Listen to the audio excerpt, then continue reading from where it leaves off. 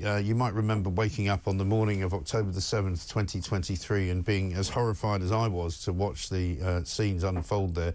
Since then, we've spent an awful lot of time talking to many different people in many different aspects of the story. Some families of people who were taken hostage, some families of people who were killed, some relatives of people who were actually there, some people who were actually there as well on that terrible, terrible day.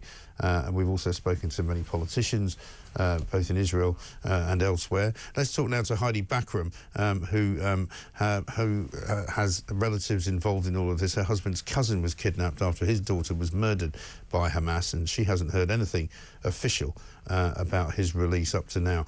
Heidi, very good morning to you. Thanks for joining us. Thank you. Did you feel a sense of relief when this was announced yesterday? How do you feel about it? I think we're all feeling a mixture of apprehension and excitement. Yeah. So we're living in this kind of duality of fear and hope.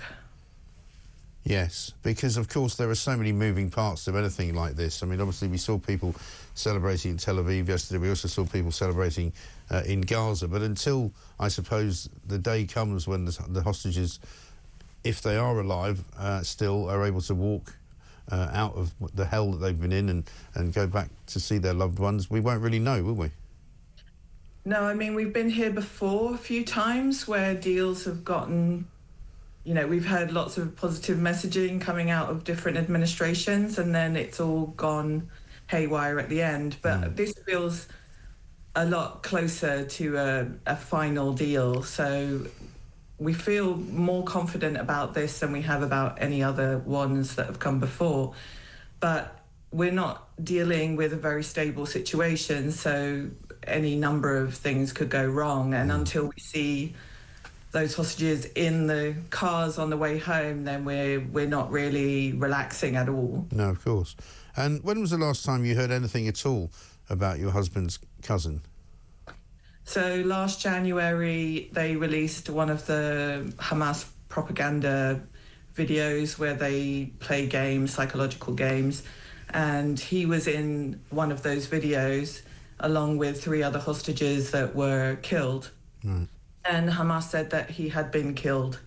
So we haven't seen a body. We haven't seen any proof of life since then either. So we are going under the hopeful proviso that he is still alive, and we hope to see him soon. I think most people listening to this will be absolutely astonished at how you even can get up every day and talk, really, because with that kind of uncertainty and not knowing anything for such a long time, it must be debilitating as hell. I think the whole family is running so fast and fighting so hard that the darkness can't catch up.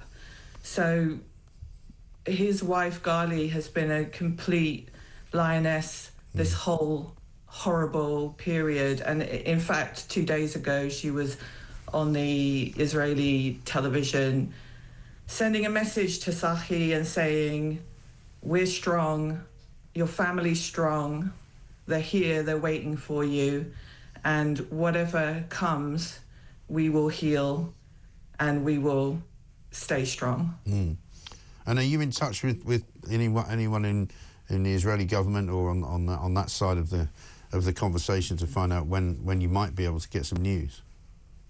No, not at the moment. We haven't heard any official confirmation from any IDF or government sources. So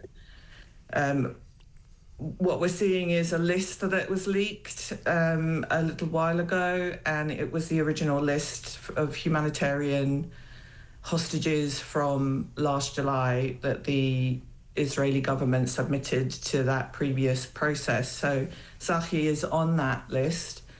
So we're going under the idea that he's on the list to come home. But I mean, all the hostages are humanitarian cases.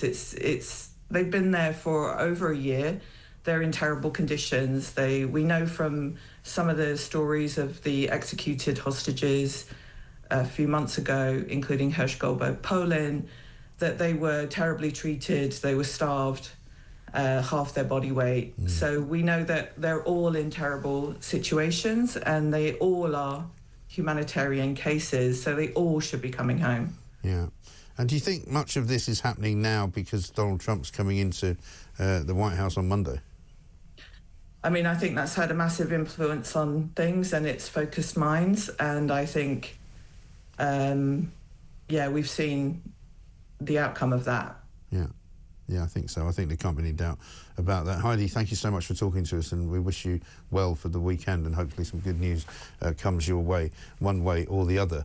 What a terrible, terrible situation to have been in for all these months and years. October 23, 12 months until October 24, and then now another 3 to 4 months. So 16 months of horrendous uncertainty and just ghastliness. Can't imagine it.